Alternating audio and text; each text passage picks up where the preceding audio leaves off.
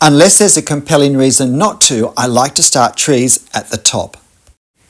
And I always start by defining the top of the tree with lines of dots and maybe some dashes. I just really want to create marks that can help me visualize the space that various lumps of the tree canopy are going to take up. These mounds of foliage that together make up a canopy. This is a Australian eucalyptus, and so it's a fairly open tree. It's not as dense as many European trees, and it has a fairly shaggy, raggy look to it, especially the lower ends of these bunches of leaves where the leaves hang down. But at this point, I'm trying to, as I said, lightly define where the main groupings of foliage are. And I don't just do this at the start, but I try and do it all the way down the tree, or at least the top, the halfway point where the foliage ends. And I usually also try and put some guide marks, dots, whatever, on each side as well. This helps me keep the same scale. I found that if I don't do that, sometimes the tree can become more and more condensed as it goes down, or the opposite, can start to get longer and longer in the bottom half of the foliage section compared to the top half. Particularly with eucalypts, that can be quite tall, as this old Tasmanian one is. Now, once I've got these dotted lines, if you like, these indications of the bunches of leaves, I start to do hatching lines to indicate them. Now, in this scene, in this drawing, because it is in my mind a quick sketch, it takes me 25 minutes from start to finish. I'm doing very loose lines, very loose marks, and I'm using really just two kinds, maybe three, but two kinds. I'm doing the very loose hatching over the entire canopy section, which really is to indicate the green colour, because as a value it is much darker than the sky. So I want to indicate the colour with this loose hatching. And then I'm also doing some closer hatching, in most cases in the bottom section of these canopy bunches, to indicate where we can see some shadow and some shade that's being cast from the direction of the sun. But otherwise, I'm keeping my lines fairly loose. The other thing that I'm doing at this point is I'm really only doing the canopy bunches, the leaf bunches on my side of the tree. We must always remember when we draw a tree that a tree is in 360 degrees, not 180. Photographs very much flatten trees, and we can see them and draw them as if they don't have any depth towards us or away from us. And so at this point, I'm drawing the canopy sections that are coming towards me. Anything which is on the other side, I'm leaving. And I know it's on the other side, basically, if I can see the tree branches in front of it. And so, again, at this point, I'm now trying to make some marks to indicate where the trunk is. But you'll notice that I haven't done any other of the branches at this point, because a really important thing with drawing trees is that we spread the thickness of the trunk into thinner and thinner branches and twigs as it rises, for the size of the tree, for the distance from the top of the trunk, if you like, to the leaves. A common fault in tree drawings is that branches are just too thick where they disappear into the tree canopy for them to actually naturally dissipate into twigs when they get to the very end leaves. It's not such a problem if it's a heavily pruned tree, but for a naturally shaped tree such as this one, it's important. And so I found that I can do the branches better if I leave them till this stage, and now you see I start to do them. And now it's easy just to do these ones as lines, which is probably best for the scale that I want.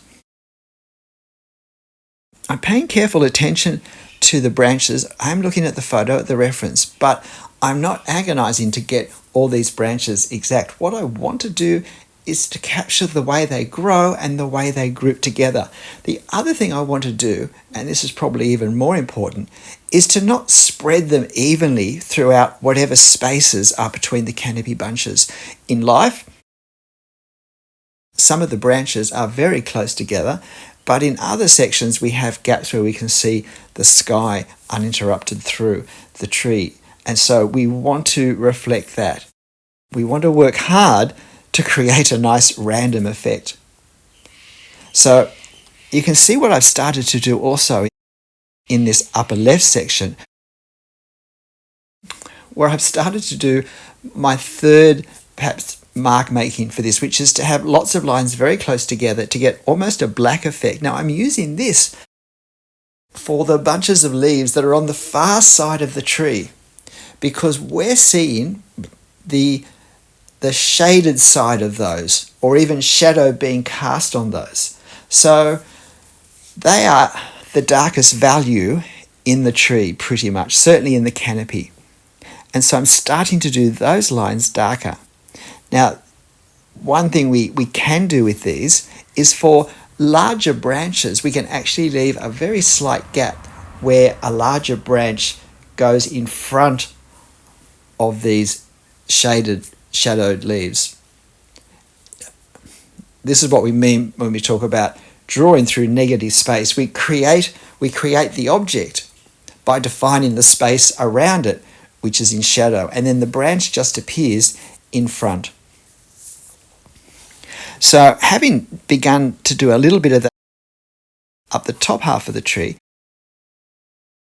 I want to move down now and start to fill in the tree canopy lower down. I've now basically got everything worked out that I need to shape the tree, I think, as well as it's going to be shaped. And so now it's a case of finishing all of the clumps, certainly the ones that are closest to us, putting the branches in, and then adding the clumps of foliage that are behind the branches that are on the far side. So at that point, that's what I'm doing. Now you can see that I'm also letting my marks become looser and, well, not so much looser, but larger and more briskly drawn, and possibly even closer together. And that's partly to reflect the fact that the tree canopy that I'm drawing now is significantly closer to us than the top of the tree. And so longer lines, it just indicates in some way, I think, that this part of the tree is closer to us. Now, notice that I've also avoided doing the trunk in two straight lines. Now, even if the trunk does have, in effect, very straight lines, evenly spaced between each other the whole way up the tree, often the bark creates a slight disruption to that. And so even then, I like to draw tree trunks in shorter lines stacked on top of each other with slight breaks in between, unless it is a tree that genuinely has really smooth sides that really are straight. I try to avoid doing that.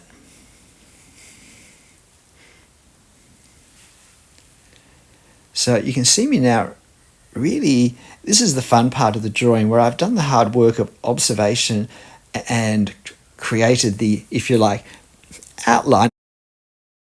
I don't like to use that expression because I don't really think this is a technique where we draw an outline and then we fill it in. And at every point, I'm observing my reference just as carefully, but it's easier to observe and make choices at this stage. And what I particularly want to do now is to get the pattern of the darker values of our scene correct in my tree. Because there is a lot of tree that's on the far side, and those darker values push forward the lighter ones. So by doing these dark hatch areas of foliage on the far side of the tree, it makes the foliage that's in the sunlight closer to us come forward even more. And so that's why it really helps enhance the effect of 3 dimensions in our drawing. And you'll notice that when I do the trunk, and those larger branches at the base, I hatch those in a different direction. I hatch those horizontally, partly to reflect the cylindrical shape of the tree, but also to create contrast with the hatching on the top of the tree. And that helps us create separation and to see the trunk more readily and not let it get lost in the tree canopy amidst the foliage where we don't want it to. Now, even more quickly, even more briskly, I'm using the same method of drawing foliage to do these large shrubs that are at the base of the tree. And then there is a hint of a pathway that went round to a ferry. This spot is Port Arthur in Tasmania, and it's the furthest south I have ever been. There are very few cities in the world closer to Antarctica than Hobart, and probably no larger cities. So even in summer, we could feel the Antarctic breeze coming up from the Southern Ocean. And now I'm just finishing the foliage, the dark areas. Stopping to think now, where haven't I got it? I'm checking my silhouettes. I'm going in my head, I'm going around the edges of the tree to see, have I missed any clumps? Are there any small clumps that I was going to leave till the end? And if so, where are they? And there are a couple on the left-hand side of the tree that I'll draw in a moment. I do find that once I've established the main areas of foliage in the upper half of the tree, it's better then to continue to the lower half of the tree and establish the large areas there, rather than to, if you like, finish, in inverted commas, the foliage in the top half that's already been done. Because I think we get a better chance to consolidate all our marks into some sort of cohesive whole if we're doing our final marks all at the same time. I'm using a 0.2mm pen. It's probably a slightly thicker pen than I might have chosen to use, but I did want this to come up with some darkness, some sense of blackness. And look, I could have spent another 10 minutes and gone over the hatching quite a bit more over the whole tree and made it a little more dark, a little less loose. This took me 25 minutes to draw in real time, but I did want it to be a fast and loose drawing, and yet still a cohesive and competent representation of a tree. What do you think? Look, I really hope you give this a go.